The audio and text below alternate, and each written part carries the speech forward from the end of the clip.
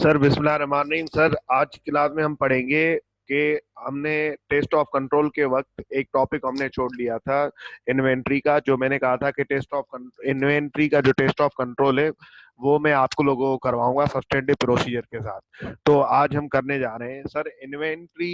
अब बात ये है कि लेट सपोज आप बैलेंस शीट में इन्वेंट्री आ रहा है या स्टॉक स्टॉक स्टॉक आ रहा है सर, या स्टॉक, उसको ना आपने वेरीफाई करना है। अब उसको वेरीफाई करने से पहले आप सबसे पहले क्या करते हो, आप उसके लिए अब एक अमाउंट आ रही है बैलेंस शीट में, 2019 आपका ईयर एंड है, उसके अंदर 2019 के में ना सर कोई आ रहा है 10 मिलियन का स्टॉक। अब आप उसको वेरीफाई करने जा रहे हो। अब आप उसको वेरीफाई करने के लिए सबसे पहले आप क्या करोगे, अब वेरीफाई करने के लिए आपको चाहिए क्या सर, मुझे चाहिए ऑडिट एविडेंस कि ये वाकई 10 मिलियन का स्टॉक है कि नहीं। ठीक है, तो उसके लिए आपको ऑडिट एविडेंस हासिल करने के दो तरीके, एक sir test of control and substantive procedure. तो सबसे पहले मैं करने जा रहा हूं test of control. Test of control करने के लिए मैं क्या करूंगा, अब देखो इन्वेंट्री टेस्ट ऑफ कंट्रोल जो नॉर्मली किया जाता है ना, वो नॉर्मली इस वजह से किया जाता है, इन्वेंट्री के अंदर कंट्रोल्स ये होते हैं कि इन्वेंट्री हमेशा मेंटेन होती है क्लाइंट के वेयर हाउस पे। वेयर हाउस मतलब फैक्ट्री या स्टोर पे। एक स्टोर का एक बड़ा गोदाम होता है जिसके अंदर सर मेंटेन होती है। अब बात ये है कि वहां पे जो फिजिकल इन्वेंट्री पड़ी हुई है, मेरे कंट्रोल्स ये होने चाहिए कि वहां पे ना वो चोरी ना हो सके, वहां पे एक प्रॉपर रिकॉर्ड होना चाहिए, जैसे कि फिक्स एसेट में हुआ करता था। जैसे कि सर आपका ना इन्वेंट्री जो है, जो मेरे बुक्स में क्वांटिटी आ रही है वही फिजिकल में होनी चाहिए। जैसे कि कोई चीज डैमेज ना हो जाए, अगर डैमेज हो जाए तो वो सेपरेटली रखी जाए। कुछ ऐसी इन्वेंट्री होती हैं जो कि सर, जैसे कि आपके पास 4 तरीके का माल पड़ा हुआ है, असल में अब तीन ऐसी तरीके की तीन ऐसे प्रोडक्ट्स हैं, ए बी सी, 4 प्रोडक्ट हैं आपके पास, A B C D, 3 product की सेल कंटिन्यूअस हो रही है और डी ऐसा प्रोडक्ट है जिसकी सेल अचानक से रुक गई है। तो वो कौन सा स्टॉक हो गया, स्लो मूविंग स्टॉक। तो स्लो मूविंग स्टॉक हमेशा अलग रखा जाए। क्यों सर, ऐसा क्यों किया जाए, क्योंकि सर बेटा उस पे एनआरबी, लोअर ऑफ कॉस्ट और एनआरबी, एक स्टॉक पुराना हो गया अब उसकी वैल्यू इतनी नहीं रहेगी, तो आपने लोअर ऑफ कॉस्ट और एनआरबी पे इन्वेंट्री मेंटेन करनी होती है। ये इसी वजह से यहाँ पे कंट्रोल्स आ रहे होते हैं सर। इन्वेंट्री का क्या कंट्रोल होता है सर, इन्वेंट्री का कंट्रोल ये होता है कि सर ऑर्डर करने वाला बंदा अलग होना चाहिए। एक बंदा ऑर्डर करे, जैसे कि आपके पास इन्वेंट्री खत्म हो गई है या खत्म होने जा रही है, जैसे कंपनी नॉर्मली ईओक्यू के हिसाब से चीजें कर रही होती है, इकोनॉमिक ऑर्डर क्वांटिटी आप लोगों ने कॉस्टिंग के अंदर पढ़ा होगा, जिसके अंदर नॉर्मली ऑर्डर, एक बंदा ऑर्डर कर रहा होता है, दूसरा बंदा रिसीव करेगा, दूसरा बंदा रिसीव करेगा, ठीक है ना। मतलब एक बंदा ऑर्डर करेगा, दूसरा बंदा रिसीव करके रिकॉर्ड करेगा, रिसीव करके रिकॉर्ड करेगा। सर रिकॉर्ड कहाँ पे करेगा सर, जैसे फैक्ट्री में माल आ जाएगा वैसे वो रिसीव करके ऑर्डर रिकॉर्ड करेगा। और एक बंदा सर वो 3 बंदे होंगे, एक बंदा ऑर्डर करेगा, दूसरा रिसीव करके रिकॉर्ड करेगा, अपने किस में रिकॉर्ड करेगा सर, इन्वेंट्री लेजर कार्ड के अंदर। और सर तीसरा बंदा क्या करेगा, उसको सर संभाल के रखेगा। स्टोर कीपर जो होता है वो हमेशा संभाल के रख रहा होता है, जो कि कस्टडी में रख रहा होता है। सर ये 3 चीजें हो रही होंगी। अब ये जो ऑर्डर कर रहा होगा उसके पास ऑर्डरिंग डॉक्यूमेंट होगा, जो रिकॉर्ड कर रहा होगा सर उसके पास वो रिकॉर्ड करते वक्त गुड्स आ रहे होंगे तो गुड रिसीव नोट बन रहा होगा। तीसरी चीज सर, जो अपने पास कस्टडी में स्टोर में रख रहा होगा वो अपने पास इन्वेंट्री लेजर कार्ड बना रहा होगा और उसके अंदर लिख रहा होगा कि ये गुड मेरे पास इतने टाइम, इस टाइम पे मेरे पास स्टोर के अंदर आई और इतनी क्वांटिटी है। तो सर अब ये बताओ, ये जो तीनों डॉक्यूमेंट्स होंगे कौन कौन से, ऑर्डरिंग डॉक्यूमेंट जो कि हमने ऑर्डर किया है, एक ने रिकॉर्ड किया है तो साथ में जीआरएन भी बना होगा, उसके अंदर भी क्वांटिटी आ रही होगी, और एक जो सर कस्टडी में रख रहा है तो सर वो इन्वेंट्री एक लेजर कार्ड होता है जिसके अंदर, सर इन्वेंट्री एक कार्ड होता है जिसके अंदर एटम नंबर आ जाता है कि यार ये कौन सा एटम नंबर हमने ऑर्डर किया है, मतलब इन्वेंट्री जो हमने ऑर्डर किया है ना उसकी डिस्क्रिप्शन आ जाती है और उसकी कितनी क्वांटिटी और किस टाइम पे आई। ऑर्डर पे भी, जो हम ऑर्डर करते हैं उस पर भी टाइम लिखा हुआ होता है कि कब हमने ऑर्डर किया। जब रिसीव होता है जीआरएन तो उस पर भी टाइम लिखा होता है। और जो फैक्ट्री फैक्ट्री में अंदर आया मतलब रिसीव हुआ, उसने रिकॉर्ड कर दिया, उसके बाद फैक्ट्री में अंदर आके फिर चला गया गोदाम में, और गोदाम जो स्टोर होता है उसको एक संभालने वाला एक बंदा होता है जिसको स्टोर कीपर या स्टोर इंचार्ज बोला जाता है। सर वो कस्टडियन होता है जो कि इन्वेंट्री को संभाल रहा होता है, वो अपने बाहर इन्वेंट्री लेजर में मेंटेन कर रहा होता है। सर बात यह है कि ये क्यों किया जाता है, इसका ऑब्जेक्टिव क्या है सर? इसका ऑब्जेक्टिव ये है कि भाई इन तीनों को रखने का मकसद ये है कि हमेशा इन्वेंट्री कंप्लीट होनी चाहिए, कहीं कम इन्वेंट्री कम ना हो जाए, कम ना हो जाए। दूसरी चीज, हमेशा इन्वेंट्री एक्यूरेटली रिकॉर्डेड होनी चाहिए। एक्यूरेटली रिकॉर्डेड कहीं ऐसा ना हो कि फिजिकली हमने हमारे पास ज्यादा हो और हमारे पास बुक्स में कम हो, ठीक है ना? बुक्स में हमने कम क्वांटिटी लिखी हुई हो, फिजिकल में ज्यादा पड़ी हुई हो, या फिजिकल में कम पड़ी हुई हो, बुक्स में हमने ज्यादा लिखी हुई हो, तो इस हिसाब से, ठीक है।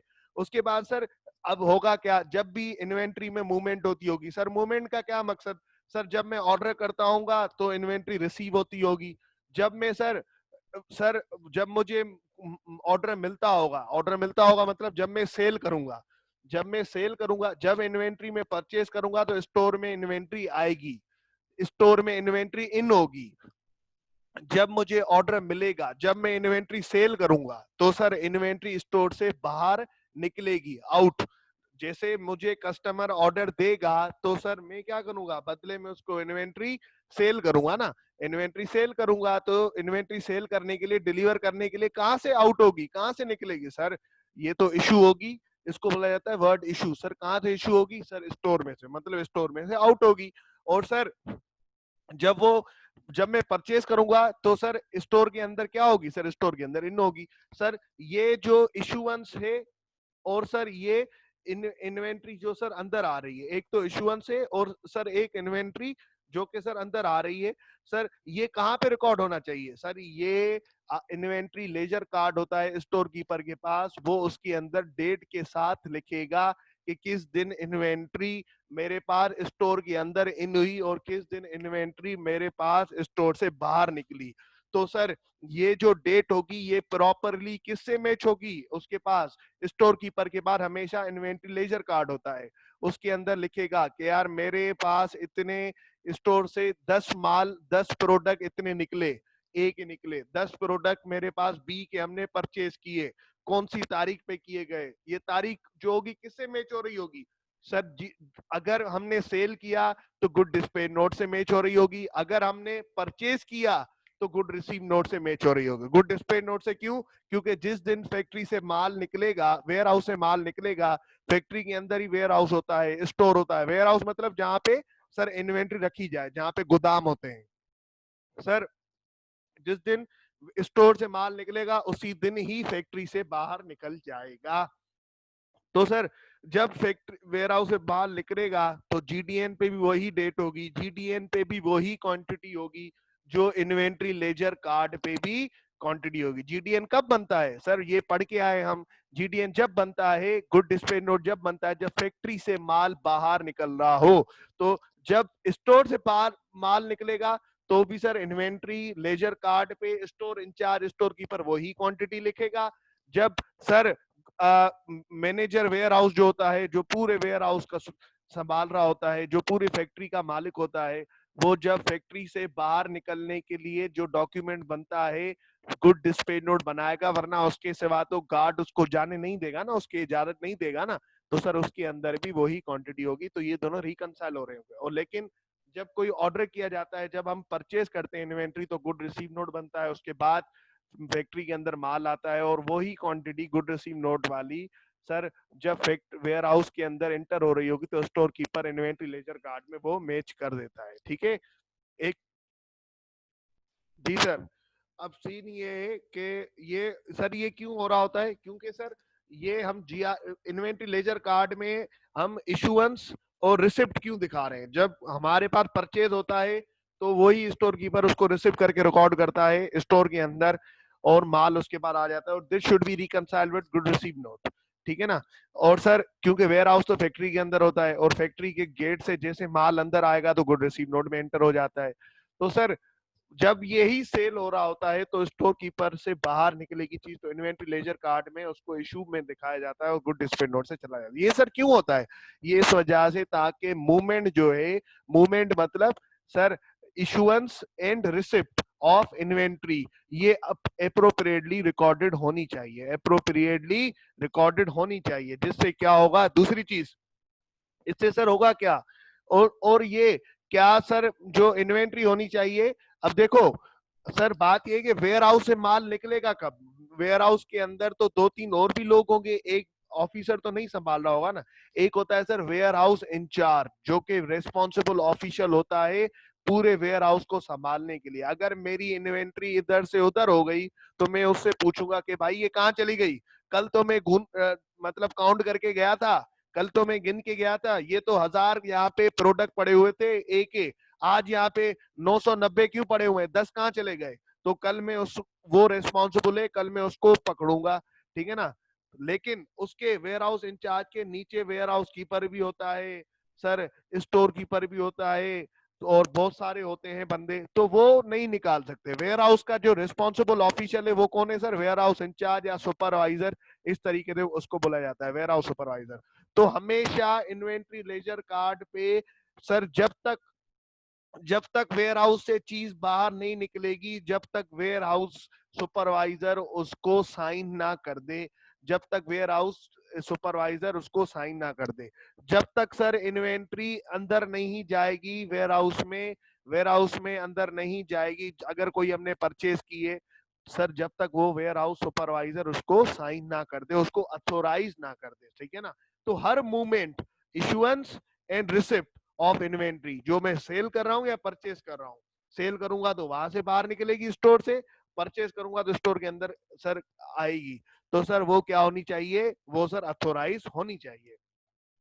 दूसरी चीज सर, क्या सर वेयर हाउस से अब ऐसा भी तो हो सकता है ना, माल चोरी हो जाए, कल को कोई और माल चोरी हो जाए, तो हम वेयर हाउस में क्या किया जाता है कि नॉर्मली जब हम रियल लाइफ में भी स्टॉक काउंट करने जाते हैं, हम वेयर हाउस में ये पूछते हैं कि यार वेयर हाउस में क्या सारे जा, हर कोई बंदा जा सकता है? नहीं, वेयर हाउस में सिर्फ और सिर्फ वो बंदा जाए जिसको वेयर हाउस के लिए अपॉइंट किया गया है। ऐसे नहीं कि फाइनेंस वाला भी चला जाए, सेल्स वाला भी चला जाए, मैं देख देख के तो आऊं क्या क्या पड़ा हुआ है वेयर हाउस में, या वेयर हाउस का माहौल कैसा है, ऐसे नहीं भाई।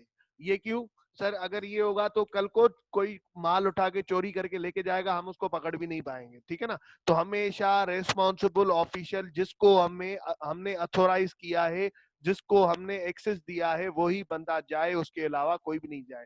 जैसे वेयर हाउस सुपरवाइजर हो गया या इंचार्ज हो गया, और दो तीन बंदे जो कि हमने उसको लोअर स्टाफ दिया हो, वही जा सकते हैं। सर क्या वो चोरी कर सकते हैं? बिल्कुल वो चोरी कर सकते हैं सर। उनको रोकने के लिए क्या किया जाए? सर उनको रोकने के लिए ये किया जाए कि आप क्या करो कि वेयर हाउस के अंदर सीसीटीवी कैमरा लगा दो। उससे क्या होगा? सीसीटीवी कैमरा से ये होगा कि सर इन्वेंट्री चोरी होने से बच जाएगी, इन्वेंट्री थेफ्ट होने से बच जाएगी। सर उसके अलावा, कैमरा के अलावा और क्या करें? सर कैमरा के अलावा आप ये करो, देखो, अगर अगर पूरे साल के अंदर एक दफा इन्वेंट्री काउंट करोगे कि यार बैलेंस शीट बनानी है, फाइनेंशियल स्टेटमेंट बनाना है, तो सर ये कंट्रोल नहीं होगा, क्योंकि कैमरा तक भी आप कोई चीज ऐसा होता है कि कैमरा लगी तो ही है लेकिन मुझसे कोई पकड़ी नहीं गई, मुझसे मिस हो गई। तो सबसे अच्छा तरीका ये है कि आप frequently and surprise stock count करने चले जाओ। जैसे जून 30 पे हम एज ए एक्सटर्नल ऑडिटर जाते हैं ईयर एंड पे, कंपनी के ईयर एंड पे, किसी का जून 30 होता है, किसी का दिसंबर 31 होता है, हम चले जाते हैं कंपनी के ईयर एंड पे, हम क्या करते हैं, स्टॉक काउंट करके आ जाते हैं। अब हम तो साल में जाते हैं क्योंकि हम तो एक्सटर्नल बंदे हैं। हम स्टॉक काउंट कैसे करते हैं कि हम पूछते हैं कि यार आपके पास ना इन्वेंट्री कितनी पड़ी हुई है, तो वो हमें ना फिजिकल एक शीट दे देते हैं कि भाई हमारे पास ना ये प्रोडक्ट इसकी इतनी क्वांटिटी है, ये प्रोडक्ट इसकी इतनी क्वांटिटी है, ये प्रोडक्ट इसकी इतनी क्वांटिटी। हम क्या करते हैं, फिजिकली आ जाओ हमें दिखा दो। तो वो क्या करते हैं, हम बोलते हैं ये दिखा दो, तो वो हमें गिन के दिखा देते हैं फिजिकली, जो पेज पे लिखा होता है, हाँ भाई हाँ वाकई, हम चेक करते हैं, हाँ भाई वाकई इतनी क्वांटिटी पड़ी हुई है, हाँ भाई इतनी क्वांटिटी पड़ी हुई है, इस हिसाब से। तो कंपनी को खुद से क्या करना चाहिए, कंपनी खुद से क्या करे, उनके फाइनेंस डिपार्टमेंट वाले या कोई भी, वो सर फ्रीक्वेंटली आते रहे, महीने में आते रहे वेयर हाउस में, और वहां जाके फिजिकली इन्वेंट्री काउंट करें। कंपनी का इंटरनल ऑडिटर फिजिकली जाके क्या करे सर, वेयर हाउस कीपर को लेके जाए और बोले चल आ जा, इन्वेंट्री काउंट करते हैं, तूने जो शीट में रिकॉर्ड की हुई है या जो हमारे पास है रिकॉर्डेड, क्योंकि हम भी तो हम भी तो अपने हिसाब से इन्वेंट्री का एक कार्ड बना रहे होंगे ना, कि भाई लास्ट मंथ इतनी थी, इतनी इसमें सेल हुई, इतनी इसमें परचेज हुई, अब तेरे पास इतनी होनी चाहिए, आज आप देख लेते हैं। तो वो जाके फिजिकली उसने काउंट कर ली कि इंटरनल ऑडिटर चला गया, या कभी फाइनेंस मैनेजर चला गया, या कभी सीएफओ चला गया, या सर इसी तरीके से ना कि वेयर हाउस के इंचार्ज को लेके फाइनेंस वाले चले गए और उन्होंने फ्रीक्वेंटली और सरप्राइज्ड, मतलब क्वार्टरली चले जाते हैं, हर 3-3 महीने में, साल में 4 दफा चले गए, इन्वेंट्री काउंट करके आ गए, या हर महीने चले गए, या कभी कभी सरप्राइजली आगे आ जाओ, उसको बिना बता के आ जाओ, इन्वेंट्री काउंट कर ले हम। इससे क्या होगा कि हमेशा वेयर हाउस सुपरवाइजर क्या करेगा, अपने पास उसको डर होगा कि यार ये कभी भी आ सकते हैं, मेरी जॉब गले में पड़ सकती है, तो वो क्या करेगा, हमेशा इन्वेंट्री लेजर कार्ड अपडेटेड रखेगा। इससे क्या होगा कि सर आपका जो है ना इन्वेंट्री चोरी नहीं होगी, इन्वेंट्री चोरी होने से बच जाएगी। अगर कोई डिफरेंस होगा जो हमारे पास, लेट सपोज हमने फाइनेंस वालों ने लास्ट मंथ काउंट की थी और उसके अंदर इस महीने में इतनी इश्यू हुई और इतनी परचेज हुई, अब क्लोजिंग इतनी होनी चाहिए। लेट सपोज हम फिजिकल काउंट करने गए, क्लोजिंग में कम आ रही है, तो हम उससे पूछेंगे कि भाई ये कम क्यों आ रही है, क्या डिफरेंस है, हमारे पास तो 900 स्टॉक आ रहा है, तुम्हारे पास 850 आ रहा है, 50 गुड्स कहाँ चले गए, तो हम उससे उसी वक्त डिफरेंस पूछ लेंगे। ठीक है सर। उसके बाद इन्वेंट्री के अंदर ये चीज होती है कि यार इन्वेंट्री की एनआरवी का हमें बड़ा मसला होता है, क्योंकि एज पर IS2 inventory must be recorded at lower of cost और एनआरवी। तो हम क्या करते हैं, हम क्लाइंट को बोलते हैं कि यार जो जो आपकी इन्वेंट्री है, जो एनआरवी पे रिकॉर्ड होनी चाहिए सर, उसको आप अलग से रखो, अलग से रखो गोदाम के अंदर, उसको अलग से अलग करके रख दो कि यार ये इन्वेंट्री है जो कि डैमेज स्टॉक है। क्योंकि एनआरवी पे कौन सी रिकॉर्ड होती है, जो कि सर कई कई दफ अच्छा खासा टाइम हो गया सर, जो कि पुरानी इन्वेंट्री है, अच्छा खासा टाइम हो गया वो सेल नहीं हुई है, काफी टाइम हो गया इसको परचेज किए हुए, 1 महीना हो गया, 2 महीने, 3 महीने, 6 महीने हो गए सर, अभी तक वो सेल नहीं हुई है, तो उसको आप old moving stock, slow moving stock करके उसको साइड में रख दें। उसको सर जैसे कि हम रिकॉग्नाइज कर सकें, जैसे कि ऐसा ना हो कि किसी कस्टमर को आप पुराना थका हुआ सर उसको क्या दे दें सर, स्टॉक दे दें, या अकाउंटिंग ट्रीटमेंट सही नहीं हो सके, आप नए स्टॉक के साथ उसको मिला दें, तो सर लोअर ऑफ कॉस्ट और एनआरवी की ट्रीटमेंट सही से ना हो पाए। ठीक है ना। तो सर जो स्लो मूविंग स्टॉक है, स्लो मूविंग मतलब जो कम कम सेल हो रहा है, ठीक है ना।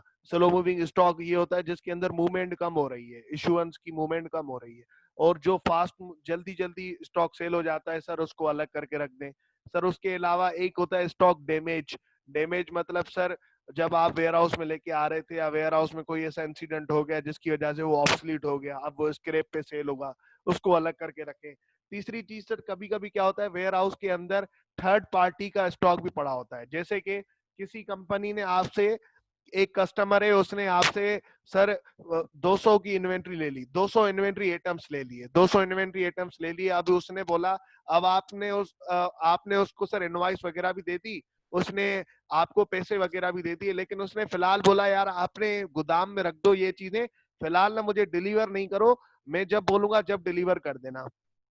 तो सर अंडर IFRS 15 इसका रेवेन्यू रिकॉर्ड होना चाहिए। क्यों रिकॉर्ड होना चाहिए, क्योंकि सर आप, सर क्यों रिकॉर्ड होना चाहिए सर, क्योंकि अभी तो आपने तो डिलीवरी नहीं की सर, ये क्यों रिकॉर्ड होना चाहिए IFRS 15 के हिसाब से रेवेन्यू। सर इस वजह रिकॉर्ड होना चाहिए क्योंकि सर आपने तो अपने हिसाब से माल रेडी रखा हुआ है, पैसे भी पे हो चुके हैं, सब कुछ हो चुका है, अभी जो माल डिलीवर नहीं हुआ वो इस वजह से डिलीवर नहीं हुआ क्योंकि ये कस्टमर की डिस्क्रिशन पे है कि उसने आपको ऑर्डर दिया हुआ है कि यार अब मेरा माल अपने पास रखो। ठीक है ना, रिस्क एंड रिवॉर्ड ट्रांसफर हो चुके हैं, आपने जस्ट उसके कहने पे, उसकी मर्जी पे अपने पास रखा हुआ है, वरना सारी चीजें डन हो चुकी हैं। तो हमेशा वेयर हाउस में अगर थर्ड पार्टी का माल भी इसी तरीके से पड़ा होता है कि एक माल जो सेल हो चुका है लेकिन स्टिल आपके वेयर हाउस में पड़ा हुआ है, तो सर उसको आप सेपरेटली रखोगे, अपनी इन्वेंट्री में मिक्स करके नहीं रखोगे। जैसे कि मेरी कंपनी में फराज ने मुझसे कोई माल लिया, 200 इन्वेंट्री आइटम्स लिए, और सर मुझे बोला कि यार फिलहाल अपने पास रख दो, बाकी सारी चीजें पैसे वैसे उसने दे दिए, सब काम हो गया।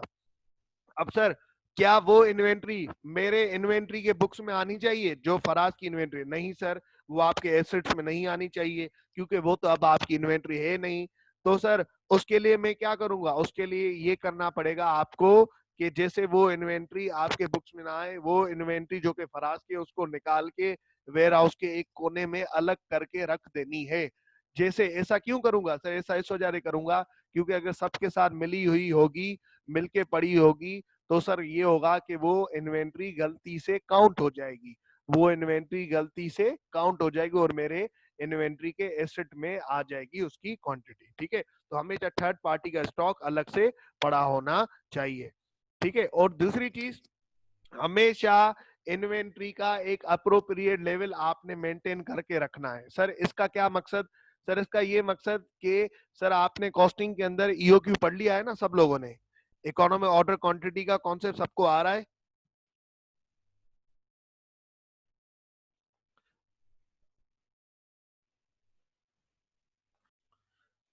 तो सर ये हिसाब किताब है कि हमेशा कंपनी को ना अपनी अप्रोप्रिएट लेवल, एक मिनिमम लेवल एक मैक्सिमम लेवल डिटरमाइन कर लेनी चाहिए कि यार अगर मेरी इन्वेंट्री, मुझे इस लेवल से ज्यादा इन्वेंट्री मेंटेन नहीं करनी क्योंकि मेरी होल्डिंग कॉस्ट बढ़ जाएगी या एक्सेसिव इन्वेंट्री हो जाएगी, तो क्या होगा, हद से ज्यादा इन्वेंट्री होगी तो चोरी करने के चांसेस बढ़ जाएंगे। ठीक है ना, लेकिन एक लिमिट से नीचे भी एक अबो मैक्सिमम लिमिट सेट करनी है, अपर लेवल एक लोअर लेवल सेट करनी है। एक सर मैक्सिमम लिमिट से अगर ऊपर हो जाएगी जरूरत से ज्यादा इन्वेंट्री तो चोरी के चांसेस बढ़ जाएंगे। सर ये हम जो है ना, ये आप पूरा पढ़ ले यहाँ से, control objective, control activity, test of control, ये सारी बातें आप पढ़ लें यहाँ से लेके यहाँ तक, ये पूरा सर यहाँ तक आप पढ़ लें। ठीक है, तो उसके बाद हम जो है ना आगे बढ़ते हैं। मैं आपको 5 मिनट दे रहा हूँ, यहाँ तक रीड कर लो तो फिर आगे बढ़ते हैं। चले सर, अब एक स्टेप आगे बढ़ते हैं। अब हम कवर करते हैं कि भाई इन्वेंट्री ईयर एंड में ना इन्वेंट्री काउंट हो रही होती है, फाइनेंशियल स्टेटमेंट बनाने के लिए इन्वेंट्री काउंट हो रही होती है कि देखो इन्वेंट्री के हमारे पास फिजिकली कितने आइटम्स पड़े हुए हैं। तो सर अब इन्वेंट्री काउंट करने के तरीके क्या होने चाहिए, उसके लिए कंट्रोल्स क्या होने चाहिए? उसके लिए कंट्रोल ये होने चाहिए कि जब भी ईयर एंड आता है, जैसे एक कंपनी का ईयर एंड है जून 30, तो हम इन्वेंट्री की ना मूवमेंट रुकवा देते हैं। इन्वेंट्री की मूवमेंट रुक जानी चाहिए। कैसे रुक जानी चाहिए? हम एज ऑडिटर नहीं, नॉर्मली कंपनी को क्या करना है, तो सर इन्वेंट्री की मूवमेंट रुक जानी चाहिए। रुक जानी चाहिए मतलब किस तरीके से ना, जब काउंट, जब जैसे जून 30 आ जाए, जब ईयर एंड आ जाए, जून 30 का दिन पूरा कवर हो जाए, क्योंकि जून 30 भी तो उसी के अंदर काउंट हो रहा होता है ना साल का। तो सर जून 30 पे आप क्या करें, मूवमेंट रुकवा दें ना। परचेज किया हुआ इन्वेंट्री वेयर हाउस के अंदर आना चाहिए, ना ही सर सेल किया हुआ इन्वेंट्री से सर इशू होना चाहिए। ठीक है ना, तो ईयर एंड पे मूवमेंट रुक जानी चाहिए। वेयर हाउस के दरवाजे बंद, सिर्फ फाइनेंस वाले और वेयर हाउस का स्टोर कीपर इंचार्ज वहां पे बैठे हुए हों और कोई ना बैठा हुआ हो। ठीक है ना, और incharge warehouse store keeper incharge के जो लोअर स्टाफ होता है 3-4 बंदे जो भी उसके हों सर, मजदूर वगैरह वो वहां पे हो, बाकी और कोई ना हो। ना इन्वेंट्री से इशू होगी कोई चीज, ना इन्वेंट्री से कोई रिसिप्ट, इन्वेंट्री के पास कोई रिसिप्ट होगी, ना अंदर जाएगा माल ना बाहर जाएगा, जो इन्वेंट्री पड़ी हुई है वेयर हाउस में वही रहेगी। मूवमेंट रुक जानी चाहिए। दूसरी चीज, जब इन्वेंट्री काउंट होगी तो आप क्या करेंगे, एक कागज का टुकड़ा, एक कागज सर जिसके जो प्रिंटेड होना चाहिए, जिसकी कॉपीज हुई हुई हो सर, प्रिंटेड होना चाहिए। उस कागज में क्या होना चाहिए सर, डिस्क्रिप्शन आनी चाहिए कि प्रोडक्ट प्रोडक्ट ना, जो गुड्स हैं सर, जो आपके प्रोडक्ट हैं वो उसके अंदर इन्वेंट्री के कार्ड के अंदर सर, जो आपका पेज है, जो प्री प्रिंटेड पेज है सर, उसके अंदर लिखी होनी चाहिए कि आपके पास कौन कौन सी गुड्स होती हैं। क्वांटिटी वहां पे नहीं लिखी होनी चाहिए, उस कागज के टुकड़े पे क्या होनी चाहिए सर, सिर्फ और सिर्फ गुड्स के नाम लिखे होने चाहिए। उनके सामने हम उनकी क्वांटिटी गिन के लिख लेंगे।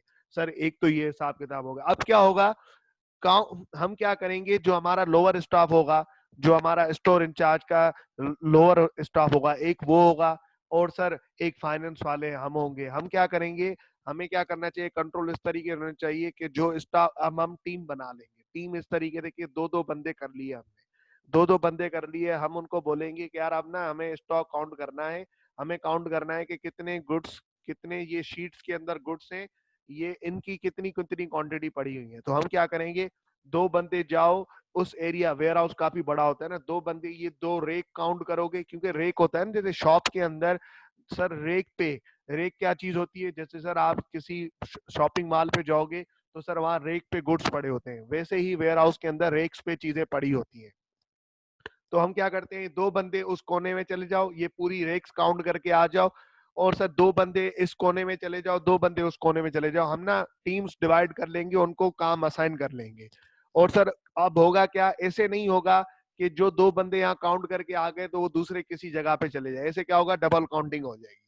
जो बंदा जो गुड काउंट करके आ जाए उस गुड को क्या कर लेगा, हाईलाइट कर लेगा। उस गुड का, हर गुड का ना एक कार्ड होता है, हर गुड का एक कार्ड स्पेसिफिकली बन रहा होता है। जैसे फिक्स एसिड के अंदर सर क्या होता है, फिक्स एसिड कोड होता है ना, जैसे फिक्स एसिड के अंदर टैगिंग होती है ना, जो हम पढ़ के आए थे, वही टैगिंग आपकी फिक्स एसिड पे भी हुई होती है, वही टैगिंग आपकी फिक्स एसिड रजिस्टर पे भी हुई होती है। उसी तरीके से हर इन्वेंट्री कार्ड का भी सर क्या होता है, हर इन्वेंट्री का भी सर क्या होता है, सर दो बंदे टीम के होंगे या कंपनी की बात कर रहा हूँ, फिलहाल ऑडिटर की बात नहीं कर रहा, मैं बता रहा हूँ कंपनी का कंट्रोल होना कैसे चाहिए, कंपनी का कंट्रोल किस तरीके से, ये सारी कंपनी की बातें चल रही है, कंपनी के बाहर होना कैसे चाहिए, ठीक है ना।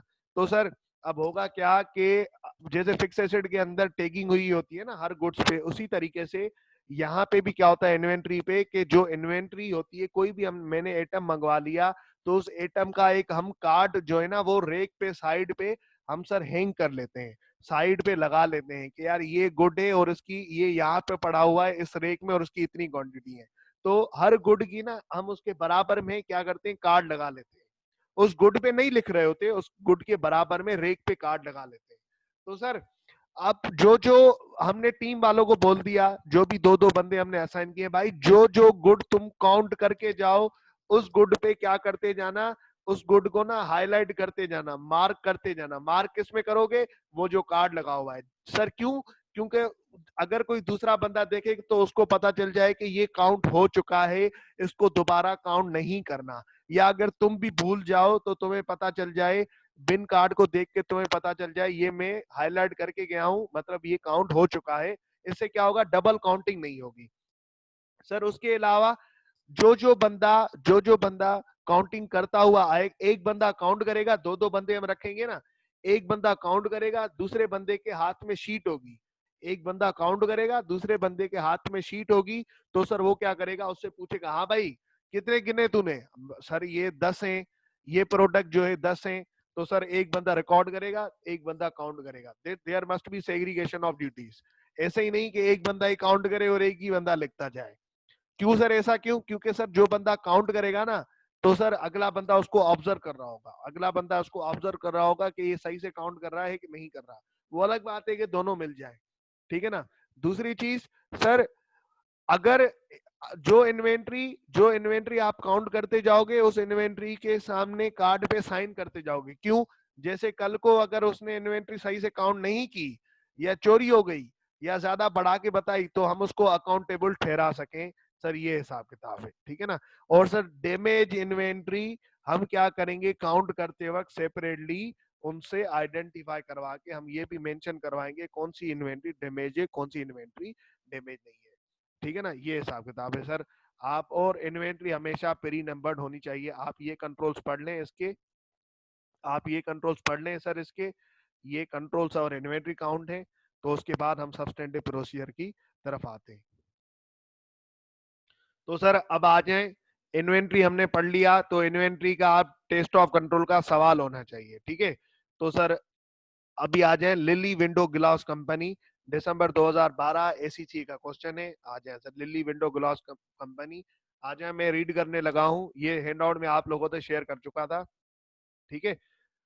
Sir Lily window glass company is a glass manufacturer which operates from a large production facility where where undertakes continuous production 24 hours a day, 7 days a week, ठीक है। Also on this site are two warehouses where the company's raw material and finished goods are stored. Lily's year end is 31 दिसंबर, ठीक है भाई, यहाँ तक बकवास थी। Lilly is finalizing the arrangement for the year end inventory count which is to be undertaken on 31 December 2012, ठीक है। The finished windows are stored within 20 aisles of first warehouse, ठीक है। The second warehouse is for large piles of raw material such as sand used in the manufacture of glass। भाई इनके पास दो ware house है, इसके एक के अंदर फिनिश गुड पड़े हुए हैं जिसके अंदर सर 20 एजल पड़े हुए हैं। दूसरे वेयर हाउस के अंदर ये क्या करते हैं, जो उनका रॉ मटेरियल होता है ना, जो इन चीजों को बनाने में लगा होता है, सच एज सेंड या दूसरी चीजें, वो उसके अंदर पड़ा पड़ी होती हैं। अब इन्होंने ना ये अरेंजमेंट की हुई है इन्वेंट्री काउंट करने के लिए, ईयर एंड की इन्वेंट्री काउंट करने के लिए। तो ईयर एंड की इन्वेंट्री काउंट करने के लिए सर ये जवाब इसका होगा होपफुली। सवाल जो है ना होपफुली कहाँ से निकलने वाला है सर? सवाल जो है ना होपफुली यहाँ से निकलने वाला है, यहाँ इस कंट्रोल एक्टिविटी से निकलने वाला है, ठीक है ना। अब आ जाए sir. Sir the warehouse manager will supervise the count as he is most familiar with the inventory. There will be 10 teams of counters and each team will contain 2 members of staff, one from the finance and one from the manufacturing department. None of the warehouse staff other than the manager will be involved in the count. सही है। Each team will count an ezel of finished good by counting up and then down each ezel, ठीक है। As this process is systematic, it is not felt that the team will need to flag areas once counted. अब देखो, अब यहाँ पे ये weakness नजर आई। वो क्या कह रहा है कि हाँ भाई ठीक है काउंट तो करने जाएंगे, अब जैसे काउंट करके वो क्या करेंगे, उसको टेक नहीं करेंगे। टेक मतलब वो उसको नोटिफाई हाईलाइट नहीं करेंगे, कि वो बोल रहे हैं कि यार अब इसमें हाईलाइट करने की क्या जरूरत है, ये तो सारे वो है। भाई हाईलाइट नहीं करोगे तो क्या होगा, कैसे पता लगेगा कि ये काउंट हो गया, वरना डबल काउंट हो जाएगा। तो ये वीकनेस यहाँ पे नजर आई। Once the team had finished counting an ezel, they will hand in their sheets and be given a set for another ezel for warehouse. भाई जब वो इन्वेंट्री की शीट काउंट कर लेंगे तो उनसे साइन भी तो करवाओगे ना अकाउंटेबल करने के लिए। In addition to the above, to assist the inventory counting, there will be 2 teams of counter from the internal audit department. They will perform inventory count. हाँ सही है। The count sheet are sequentially numbered, sequentially pre-numbered सही है, and the product codes and description are printed on them, but no quantities. Quantities तो sir होनी चाहिए। If the counters identify an inventory which is not on their sheets, then they are to enter the item on the separate sheet. ये गलत है, उसी sheet separate sheet पे नहीं। अगर आपने कोई इन्वेंट्री जो आपकी प्री प्रिंटेड शीट है, अगर उसके अंदर कोई गुड नहीं आ रहा, क्वांटिटी तो नहीं आएगी, गुड अगर नहीं आ रहा, और अगर आपने फिजिकली वो गुड अवेलेबल है, फिजिकली एक गुड पड़ा हुआ है लेकिन आपकी प्रिंटेड शीट में उस गुड का नाम नहीं आ रहा, तो आपने उसी शीट पे ही उसका नाम लिख के हाथ से क्या करना है सर, आपने उसकी क्वांटिटी लिख लेनी है। ऐसे नहीं कि आप फिर अलग शीट बनाओ, जो नाम इसके अंदर नहीं आ रहे हम अलग शीट में लिखें, ऐसे नहीं होगा सर। क्या दो दो शीट मेंटेन करोगे क्या? एक ही शीट मेंटेन हो रही होगी, एक ही शीट मेंटेन हो रही होगी। तो सर ये हिसाब किताब है। अब सर हम आगे बढ़ते हैं। अब क्या कह रहा है sir? If the counter identify any inventory which is not on their sheet, then they are to enter on the separate sheet which is not numbered. Once all counting is complete, the sequence of sheet is checked and any additional sheet are also handed in at this stage. All sheets are completed in ink. Ink नहीं होनी चाहिए sir, pre printed होनी चाहिए, pre printed, ठीक है। Any damage stock identify the counters, any any damage stock identify the counters, यहाँ पे थे सर, हम यहाँ पे थे। एनी डैमेज स्टॉक्स, यहाँ पे any damage stock counted by the identify the counter will be too heavy to move to central location, hence they are to be left where they are, but the counter is to make a note on inventory sheet detailing the level of damage. नहीं भाई, उसको ना आप lifter विफ्टर मंगवाओ, कुछ भी करो, उसको separately आपने रखना है, उसको ऐसे नहीं छोड़ देना। डैमेज स्टॉक सेपरेटली आइडेंटिफाइड होना चाहिए। As Lilly undertakes continuous production, there will continue to be movements of raw material and finished good. नहीं भाई, जब काउंटिंग हो रही होगी तब मूवमेंट बंद होगी, ठीक है ना। In and out of warehouse during the count there will be kept a minimum where possible. Minimum क्या भाई, बंद होना चाहिए। The level of work in progress in the manufacturing plant is to be assessed by warehouse manager. It is likely that this will be an immaterial balances. In addition, the raw material quantities are to be appropriated by measuring the height and width of raw material piles. In the past, this task has been undertaken by a specialist. However, the warehouse manager feels confident that he can perform this task. ये क्या कह रहा है sir? वो जो goods होते हैं ना, एक तो फिनिश्ड गुड्स होते हैं जो कि बने हुए होते हैं, आप खुद ने काउंट कर दिए। एक गुड्स होते हैं जो कि सर मशीन के अंदर लगे हुए हैं, जो कि वर्क इन प्रोग्रेस चल रहा होता है, कि यार 60%, जैसे प्रोसेस कॉस्टिंग के अंदर आपने पढ़ा होगा, ये 60% कंप्लीट है, ये 40% कंप्लीट है, ये मशीन के अंदर ये माल जो है 30% कंप्लीट है।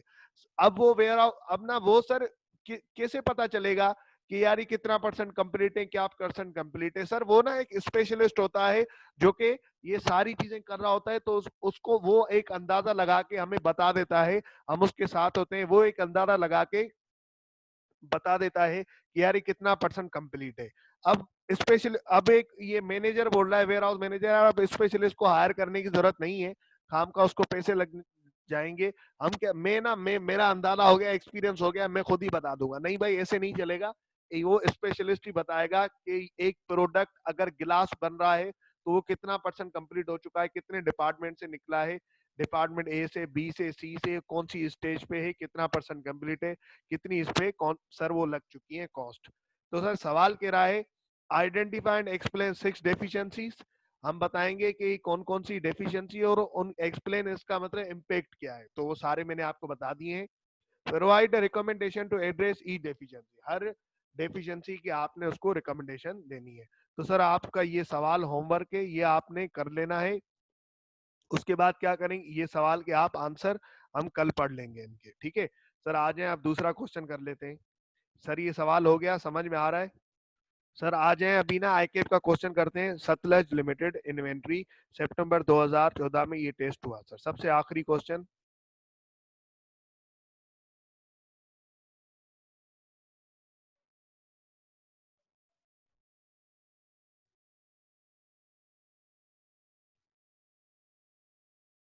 सर ये आ गया हमारा सतलज लिमिटेड। आ जाए पढ़ लेते हैं। Your audit team members, your audit team members have attended the physical inventory count of Satlaj Limited। भाई हमारे बंदे हैं ऑडिट के, वो कहाँ गए हैं? सतलज का स्टॉक काउंट करने गए हैं, ठीक है? Their observation are as follows, उनकी वो वहां पे गए और उन्होंने ये ऑब्जर्व करके आ गए। Stock count was supervised by warehouse incharge who report to the production manager. In view of the various ongoing projects, temporary staff had to be hired to conduct the stock count। अब ये बताओ कि stock count करने के लिए हमने क्या किया? टेम्पररी बाहर से जो है ना, टेम्पररी स्टाफ मतलब दिहाड़ी पे स्टाफ लेके आए और उनसे हमने काउंटिंग करवाया। नहीं सर, ऐसा नहीं चलेगा। आपने उसी से काउंट करवाना है जो कि स्टोर के अंदर होता है और जो कि एक्सपीरियंस होता है, जिसको इन्वेंट्री का पता भी होना चाहिए, परमानेंट स्टाफ होना चाहिए। pre-numbered pre-numbered count sheet were used by staff which contain column for inventory, ledger balances, physical balances, exit and short। नहीं नहीं, प्री नंबर शीट तो होनी चाहिए लेकिन उसके अंदर क्वांटिटी मेंशन नहीं होनी चाहिए। क्वांटिटी वो काउंट करके हमारे पास लिखेंगे, ठीक है? The staff was instructed to ensure that no item or inventory was counted twice, and for this purpose, they were asked to remain in constant contact with each other। मतलब वो क्या कर रहे थे कि भाई काउंट करके कोई भी आइटम तुम काउंट करने जाओ ना तो एक दूसरे से पूछ लेना, हाँ भाई ये तूने काउंट कर लिया, हाँ भाई ये तूने काउंट कर लिया, नहीं नहीं नहीं मैंने नहीं किया। जैसे डबल काउंटिंग ना हो। भाई पागल हो क्या? इस तरीके से थोड़ी होगा। जो आइटम काउंट कर लिया हो आप उसको हाईलाइट कर लो, आप उसको टेक कर लो। उसका साइड में रेक पे एक कार्ड लगा होता है जिसको बिन कार्ड बोला जाता है, उस पे क्या कर लो, आप साइन कर लो कि भाई ये काउंट हो चुका, उसको हाईलाइट कर लो, ठीक है ना? जैसे डबल काउंटिंग ना हो।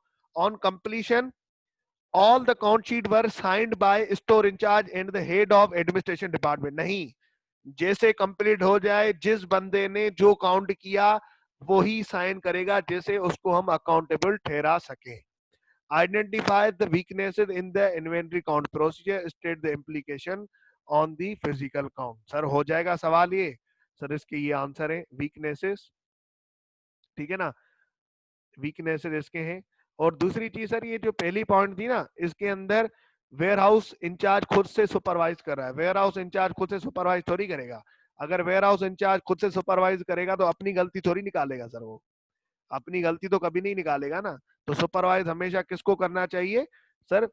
सुपरवाइज हमेशा उसको करना चाहिए जो कि सर क्या होना चाहिए, जो कि जिस बंदे का यहाँ पे लिंक ना हो, जिस बंदे का जो कि सर फाइनेंस डिपार्टमेंट वाला हो, वो स्टॉक अकाउंट सुपरवाइज करेगा। क्योंकि जो मैं अगर खुद से एक वेयर हाउस मेंटेन कर रहा हूँ, मैं ही अगर सुपरवाइज करूंगा स्टॉक अकाउंट, अपना तो खुद स्टॉक अकाउंट नहीं करूंगा ना मैं। तो सर अगर कल को गलती हो गई, कुछ भी हो गई, तो मैं तो अपनी छुपा लूंगा। तो ये हिसाब किताब है। तो सर ये सवाल भी हो जाना चाहिए, बिल्कुल आसान सवाल है, हो जाएगा ना ये सवाल? तो ये सवाल आप सर कल दोनों करके आएंगे, उसके बाद हम आगे बढ़ेंगे, ठीक है? आज के बाद हम यहीं तक रखते हैं, इंशाल्लाह फिर हम क्या करेंगे, इन्वेंट्री के हम यहाँ पे सर सब्सटेंटिव प्रोसीजर करेंगे, तो ये इन्वेंट्री के सब्सटेंटिव प्रोसीजर पूरे हो जाएंगे।